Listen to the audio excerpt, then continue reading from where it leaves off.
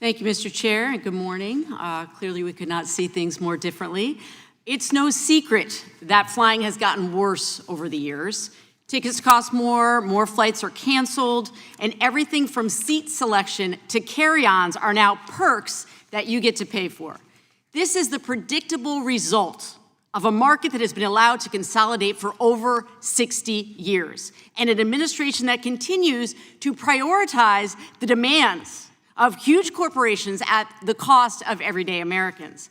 Americans were promised that consolidation would produce a more reliable, efficient, and affordable aviation system. It has done the opposite.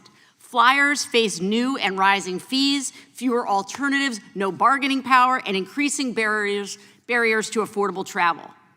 In 1960, before deregulation, Americans had 40 major airline carriers to choose from. Today, just 4 airlines control over two-thirds of the domestic passenger market. We went from 40 to 4. That is not competition. At the same time, airline executives argue that further consolidation is necessary to address the industry's challenges. So it was shocking to hear United Airlines, the 4th largest airline in the US, float a merger with American Airlines, the 2nd largest carrier. The combined United American Airline would control 34% of the domestic market. Transportation Secretary Sean Duffy called the proposal, quote, interesting. This is alarming. We need to get back to antitrust enforcement on the merits.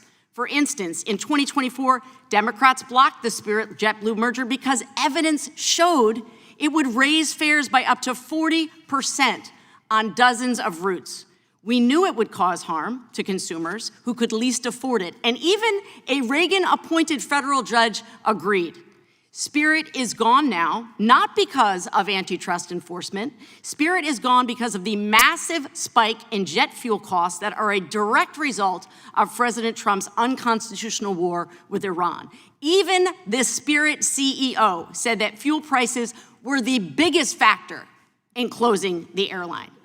President Trump's war of choice has made it all worse. Jet fuel prices have roughly doubled since the beginning of this war. Airlines are passing that burden directly down to passengers through higher fares, more fees, and new fuel surcharges. Americans never agreed to this war, and that's why I introduced a War Powers resolution to end it, because Congress, not the president, has the constitutional authority to take this country into a military conflict. This unauthorized, uncalled-for war is causing a rolling series of financial blows to Americans across this country. Americans have spent nearly $450 more on fuel-related expenses just since February. At the grocery store, food prices have gone up more than 3% since last year.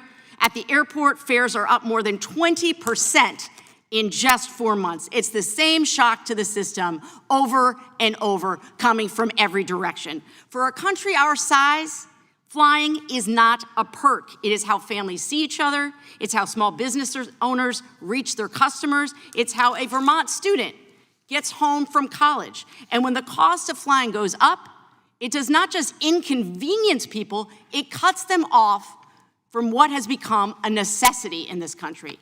Instead of addressing this rapidly consolidating industry that is squeezing consumers, this administration has spent the last year pandering to the interests of their wealthy friends. The Biden Department of Transportation required airlines to provide cash refunds when customers were owed. And airlines had to disclose all fees up front. Those policies were rolled back by the Trump DOT. These rules were estimated to save consumers more than $500 million a year. Major airlines and their trade associations spent millions lobbying this administration in the first 9 months of 2025 to get these key consumer protections cut. So it's no surprise that the current Transportation Secretary, Sean Duffy, was an airline lobbyist before he took his current job. Members of Congress have pushed for an investigation into whether Duffy continues to improperly favor the interests of the industry that he used to represent. Working families across this country deserve so much better than this. Antitrust laws are supposed to make sure the markets work for us. Americans need to know that antitrust enforcement decisions will be based on law, evidence, and the interests of regular people, not political access, backroom discussions, or the preferences of powerful corporations. Americans simply want choices. We don't want a handful of companies to control and limit our freedom of choice. And we don't want a federal government that approves consolidation because its corporate and political allies want it to. They are the reasons why I will not stop stressing the importance of good rule of law antitrust enforcement, and I will keep pressing the current administration on their perversion of this critical tool for consumer protection.